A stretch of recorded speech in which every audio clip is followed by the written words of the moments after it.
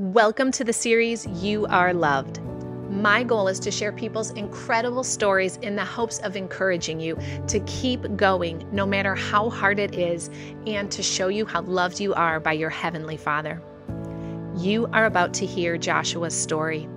Trauma, chaos, and violence silenced Joshua and caused him to believe that he had no value. After spending time in over 17 prisons, he gave his life to the Lord. He was blessed to parole to a program called True Purpose, where he began the process of finding his voice. Watch now. So tell me a little bit about yourself. Well, my name is Joshua David Rollins. I was born in Detroit, Michigan on May 28, 1985. I grew up in the southwest side of Detroit, and I had a very traumatic and chaotic childhood that kind of led me down some roads that I'm not really proud of. But because of God, I've been restored. Do you want to tell us a little bit about some of the things that you went through? From the time I was born to the time I was 3 when my father went to prison, from the first time I experienced a lot of violence, a lot of beatings of my mom, to the point where one time she was almost beat to death. I burned down our family house when I was 2 years old and was yanked from our arms and spent 3 years in a psychiatric/behavior modification hospital where they decided I was ADHD because I couldn't sit still, and decided they wanted to put me on 120 milligrams of Ritalin a day, which I think was the precursor for me being addicted to stimulants. Okay. So you went through some addiction then? Yes. And how long did that last? With street drugs or I started using street drug or started self-medicating around the age of 11, and that lasted up until about almost 3 years ago. Wow. I assume that caused a lot of chaos in your own life. Oh, yeah. Yeah. Plenty of it. Jail. Jail, prison. Prison 3 times in Michigan, once down here in Tennessee. So 2 different states, 4 different times in prison, 17 different prison facilities, countless numbers of county jails, overnight stays, weekend stays, all kinds of just in and out. So what brought you to a point where you said, I don't want to live this life anymore? Well, I assume for a long time you didn't want to live that life, but what gave you the strength to make that change? that would have been when I first went to prison down here back in 2021. My niece had gotten sick with COVID, and before she slipped into a coma and she passed away, she told my mom to tell my Uncle Josh that I love him, I never gave up on him, and I wish he'd get his life right. And it was kind of a breaking point. She was 25 years old. She was autistic. She was a really, really big piece of my life. She had such a pure heart. Probably one of the purest spirits I've ever met in my life. All she wanted to do was love everybody. And when she passed away, it kind of tore me down. And I think that's when I finally hit rock bottom, because it made me realize that it doesn't matter how old somebody is. Anybody can go at any time. And who am I to be in prison, not being able to be there for my family or for my kids when something like that happens? Like, what if that would have been one of my kids that passed away when I was in prison? Would I have ever gotten out? And that thought scares me, because then I was sitting there doing the same thing to my children that my father did to me, which was be in and out of jail or prison my whole life. And I want better. So you hit rock bottom and you decided now's the time to make a change. How did you make that change? What happened? I hit my knees in tears and I just asked God to guide me. I told him, I'm done with this life and I need you to show me how to change. Show me how I can be a better man and live a loving life and spread love to people that need it. I turned it over to him. I spent 18 months in prison down here, and out of the 18 months, I probably spent 16 months of it in my cell, either in the Bible or crying, because there was a lot of trauma. I had to get through it. how can I help people heal if I'm still broken myself? Right. Right. So you got out of prison then and went to True Purpose. Yes. Okay. I directly off the bus, Carlos picked me up in Knoxville, and I was rough. I was rough around the edges when I came into True Purpose. I didn't really talk much, and when I did talk, it was very abrasive. I came off rude. I came off attitudey, and it was still a process. I was still trying to heal from some things, and it was also a thing where I was kind of standoffish. I had a bunch of grown men telling me they loved me, which never really had that while I had the words, but I didn't see no actions behind it. And being at True Purpose, it showed me a different side of it. It showed me the actions more so than the words. And it created a place for me to feel safe and just learn how to be myself and to grow into who I'm supposed to be. You experienced love for the first time. Yes. So how long ago was that? 14 months ago. Okay. So tell me how your life looks different today, 14 months later. So 14 months later, I'm a graduate of True Purpose. I'm in college full time. I work with kids on Tuesdays at CR.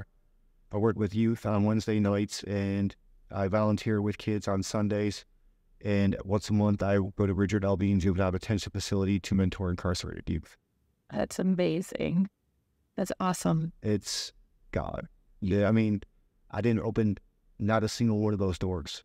And for me and I look at the influence that I have on the youth and the kids that are here in Maryville, and I'm like, how do I have this influence? I mean, I'm probably one of the most tatted up people here in Maryville, and yet these kids and these youth are taught to.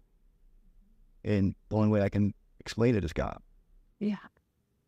That's great. And those tattoos tell a story, right? And so especially when you're reaching the youth that's incarcerated, right? It gives you a different relationship with them, I assume. It gives a different relationship, but it also gives like kind of some background about what I've been through. I have problematic across my forehead because it's something I was labeled as a child. I was always called a heathen, so that's right here. I used to get told to kill myself, so I got KYS underneath my right eye. I had an upside down cross, which is now covered by a dove, because I felt that I was unworthy to be saved and I was unworthy to be loved because of abuse that I experienced as a child. And that's just on the face. It doesn't include, everything that's all over me. Yeah. And in 14 months, God showed you how none of that was true. Right. Right. Because he reached down and dragged you out of that and brought people into your life that could show you this love. Yes. That's awesome. So there's a lot of people that had similar childhood as you, maybe they didn't, but they still feel unworthy to be loved. They feel like ending their lives. They feel broken and lost. What could you say to them to show them that there's hope, to bring them encouragement? Just reach out. I mean, if you got to hit your knees and pray to God and offer him your hand and ask him to guide you into a place that's safe for you, you got to find that safe place. You got to find that place where you feel like you can be exactly how you're supposed to. It took me 38 years to find my place. To find my place where I feel safe. To where I could feel like I could be. It's the most important place in my life. I finally found home. I finally found where I can be a kid and where I can help other kids be kids. Just keep pushing. There's people out there that will listen. There's people out there that care. You just got to fight. Yeah. Do you think that it's because you never got to experience the joy of childhood that's so important to you? Because I see you at church, I see you at Celebrate Recovery, and like you are just right there with the kids and you're wrestling with them and laughing. And I mean, there's so much joy to watch you with those kids. When you got your 1 year chip, was it 1 year? 18 months at Celebrate Recovery, and there were 50 kids that all came, they wanted to be in your picture with you. Like I teared up because that was so special. Do you think that you didn't have that joy, and so that is what are you bringing them the joy that you didn't get to experience? I think there's that part of it, but these kids need to know they have an adult that they can turn to, that they can talk to about anything, that they can open up and just share their feelings and their emotions. I know growing up, I wasn't allowed to share my feelings and emotions, and if I did, I got beat for it. And I don't know if some of these kids are going through the same thing, or if it's something like that, or if when they try to share, they get told to shut up. But they all need to know that there's somebody out there that's willing to listen, that's willing to share, that's willing to guide them, that's willing to coach them, willing to help them push through what they're going through. I didn't have that, though. And unfortunately, that turned me to the streets. That turned me to addiction. It turned me to prison. It turned me to jail. It turned me to 22 years of misery and hell. Like, I was dead. I didn't care no. When I went to prison down here, my heart was completely hard. I had no cares in the world. And now it's just like,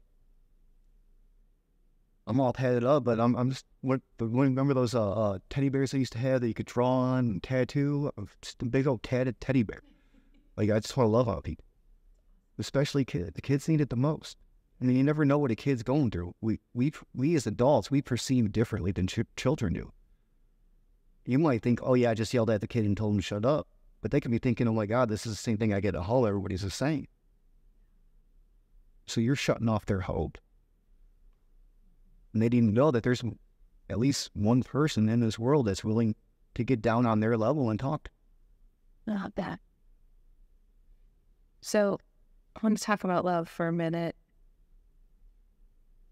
What did love look like to you before in your old life? And what does love look like to you today? Love to me in my old life looked like abuse, whether it been mental, emotional, physical, verbal. Looked like violence, looked like chaos. Looked like just constant mayhem, constant running, constant bouncing from this place to that place, from this couch to that couch, to living in a car, to a hotel room to hotel room. Love didn't have an action plan. Love had a word behind it. But that word was nothing. It didn't mean anything. It was just words. To me now, love looks like action. If you tell somebody that you love them, where's your heart? What's your heart posture? What are you willing to do to show that person love? Because if you're not willing to show them how you love them, then why are you even saying it? There's no point. And do you believe that you felt love as a child? At times. From my mother, yes. But from male figures in my life and others, not so much. I mean, when my father passed away, his side of the family pretty much disowned me. I heard from one of my aunts for the first time in almost 10 years, back about 2 or 3 months ago. And the rest of the family, I haven't heard from them in 12 years, 13 years. But they'll be quick to say, I love you. But how do you love me if you never reach out? How do you love me if you're not willing to say, hey, I want to help you. I want to help you get better. I want to help you. They never did that. There was never no action. It was words. So today, do you feel love? Yeah, absolutely. Absolutely. Ever since I've been at True Purpose, I've felt love. I've had a bunch of people that have helped me grow. They've helped guide me. They've tested me. They've put me through trials. But it wasn't for the sake of just putting me through trials. It was for the sake of helping me have breakthroughs and helping me get to another stage of my life. Do you think that's because they have the love of Christ in them? Absolutely. Yeah. Absolutely. Yeah. And now you have that in you, and you can share that with all those kids that you're reaching and all those people, and you're going to help those people that don't have someone else. That's the plan. Yeah. That's God's plan. Yes, it is. And that's what he wants to do with us, right? So is there anything else about your story? Anything else you want to say to people out there? Anything that I didn't ask you about? Spread the love, but don't let it just be words. Put action behind it. Yeah. Okay. That's great. Well, Joshua, I've been wanting to hear your story for a while because I knew there was something really special about it, and so really grateful that we got this opportunity, that you were willing to open up. I know it's hard to open up about some of those things that you went through, but I believe it's going to reach a lot of people who are feeling unloved or feeling unworthy, who are, maybe they're people who are wondering, what can I do? And it's just that encouragement to go out and love some people and be there for them. And so I really appreciate you being willing to come and share and open up and talk about everything that you've been through. Appreciate you having me here. It's a story that can definitely help people, and it's what it's about, helping people find hope. Yes, and that's what the Lord, he wants to use our pain to reach someone and point them to him, right? Yes, babe. Yeah. Well, thank you very much. I appreciate you. Thank you. Thank you so much for watching. Isn't it incredible how Joshua turned his whole life around? He went from believing he had no value to helping others find theirs in Christ Jesus. The way that he serves the community and brings the hope that took him 28 years to find to our youth is so inspiring.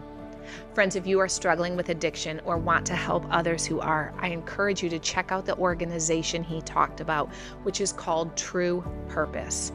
They do an amazing job of helping men and women not only lead lives of sobriety, but also find their God-given purposes. Join us next week to hear another incredible story, and be sure to subscribe or follow so you never miss an episode. Most importantly, I pray that you know, no matter how far you have run from God, it is never too late.